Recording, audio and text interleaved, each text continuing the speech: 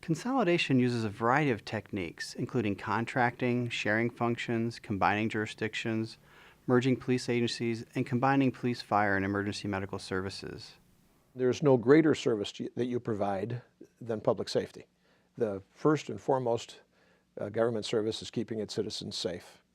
And when a township gets so large that it gets to a point where it's either a charter township or a general law township, it has to provide those law enforcement services. And then the question is, do you want to provide your own law enforcement services and start a police department, or do you want to consolidate and contract with an existing police department, which is generally much more efficient? You don't have the startup pains and the costs of startup, and you inherit then already a pretty well-organized organization that's simply going to move in and begin providing services. What we decided to do, instead of having to pay for a fire officer to be up 24 hours a day and dispatch their trucks and EMS units, we brought that into the police department, consolidated that with the police dispatch. And it's worked out pretty well. And over time, it's saved us money without a doubt. Under contracting it's really, the first step is for the local community to engage the sheriff and have discussions about, what can you do for our community? These are the services that we currently have, and how can we enhance them? It's kind of like ordering off a menu. What do you want to buy and how much do you want to pay for it? Do you want 1 deputy per shift? Do you want 10 deputies per shift? It's completely what the township wants and what they think their needs are. And as a result of that, then we start putting together, some staffing needs, and it may be, 1 officer for contract. It may be multiple officers for contract. It varies. That's one of the things we're learning about in our research, is just the different ways that communities deliver public safety consolidation and the types of models. Some are less integrated, which means that maybe just the management is consolidated. So you have a single public safety director that still oversees 2 separate police and fire departments, but you can move up from that level of integration, and some agencies have that consolidated management, but they also cross-train officers. So you have officers that are certified as police, fire, and emergency medical. I talked to law enforcement officers around the United States and the globe, and that's what really opened my eyes up. There are more than one way to do something.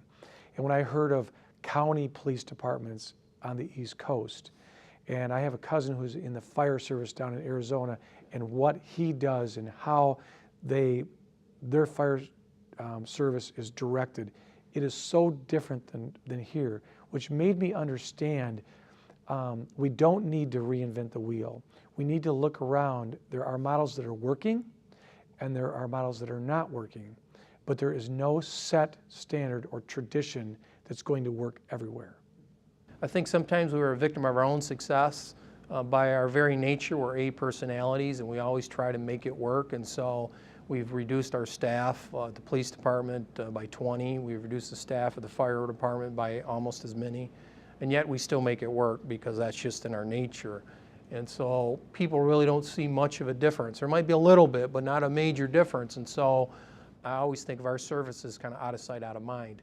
So what we do is we take all of the costs. We calculate everything we do on what it costs to put a deputy sheriff in patrol in a black and white car, whether that person's working traffic or crime cars, whatever. That, in essence, is the base of our pyramid. Then we take all of the other costs and we calculate in how much supervision, clerical support, S&S, fuel for the cars, maintenance, etc., the captains and all that. That's all calculated on top of it, and then we divide that total number by the number of people in patrol.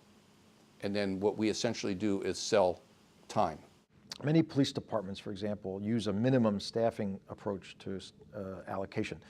For example, they'll say, we always have 3 officers on the street. So if you have these 2 communities, for example, right next to each other, they each have their own minimum staffing level. Let's say it's 3 officers and a sergeant. If you were to make that one community or one police department, it probably wouldn't be the case that they would need 6. So there's some opportunities there. It's a kind of an economy of scale there.